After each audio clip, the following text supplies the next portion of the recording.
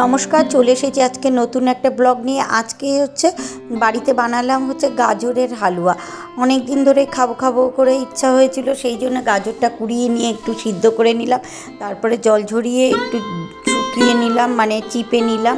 নেওয়ার পরে কড়াইতে একটু ঘি দিলাম, তেজপাতা দিলাম এবং গাজরটাকে দিয়ে ভালো করে নাড়াচাড়া করে নিলাম। নিয়ে সেই সঙ্গে ওর মধ্যে দিয়ে নেব একটু দুধ, আর একটু দুধ দিয়েছিলাম, আর একটু আমুল দুধের গুলে নিয়েও সেটাকেও দিয়েছিলাম এবং সেটা দিয়ে খুব ভালো করে নাড়াচাড়া করেছিলাম। এবং তার মধ্যে দিয়ে নিয়েছিলাম একটু এলাচের টুকরো। এলাচটাকে একটু থেতলে নিয়ে 3-4টে এলাচ ওর মধ্যে দিয়ে নিয়েছিলাম।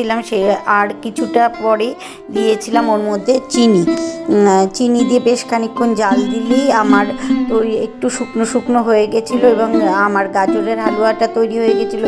তো আমার এই ব্লগটা তোমাদের কেমন লাগলো অবশ্যই জানিও। ভালো লাগলে লাইক, কমেন্ট এবং শেয়ার করো। সবাই ভালো থেকো।